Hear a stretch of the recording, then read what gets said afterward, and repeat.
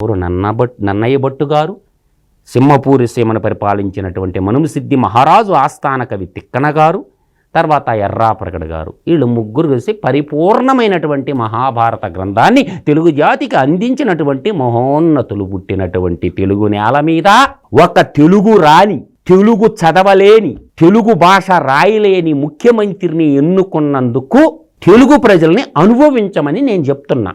అర్థమవుతుందా? ఇంకొక కవి ఉన్నాడు తెలుగు నేల మీద, వేంగి దేశం. వేంగి దేశం అంటే ఏందో తెలుసు? ఇప్పుడు తూర్పుగోదావరి, పశ్చిమ గోదావరి, విజయవాడ ఉందో చూసావా? అదంతా పురాణంలో వేంగి చాళుక్యులు అనేవాళ్ళు, వేంగి దేశము అనేవాళ్ళు దాన్ని.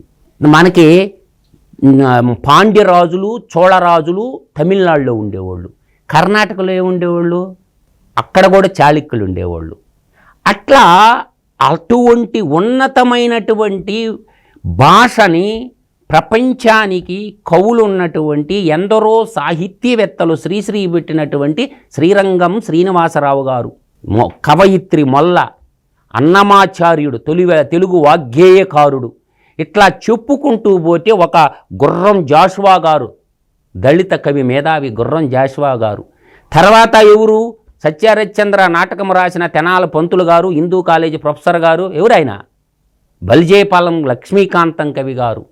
అసలు రెడ్డి కులంలో పుట్టినటువంటి యోగి ఏమారెడ్డి గారు. ఇటువంటి కనకపు సింహాసనం మీద సునకమును కూర్చుండబెట్టెన్. ఏమని చెప్పాడు అంటే, బంగారు సింహాసనం మీద కుక్కని కూర్చొని పెడితే తన ఎనుకొటి గుణమేల మానురు కదరా అన్నారు. చెప్పులు కొరికే బుద్ధి ఉంది కదా కుక్కకే, అది బాధ్యా? పాదు.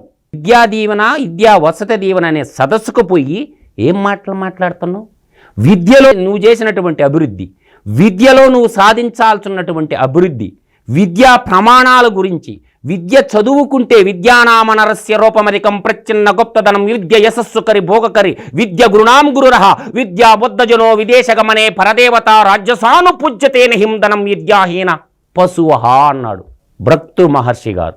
మహోన్నతమైనటువంటి విద్య గురించి చెప్పి చదువుకుంటే ఏమవుతుంది, తద్వారా ఉపాధి అవకాశాలు ఏమవుతుంది, మంచి మాటలు చెప్పాల్సి ఉన్నటువంటి రాష్ట్ర ప్రథమ పౌరుడైనటువంటి గవర్నర్ గత రెండో పౌరుడైనటువంటి వాడు, ప్రజలందరికీ ప్రధాన సేవకుడైనటువంటి ముఖ్యమంత్రి మంచి మాటలు మాట్లాడకుండా పవన్ కళ్యాణ్ గురించి 3 పెళ్ళిళ్ళ గురించి మాట్లాడాల్సిన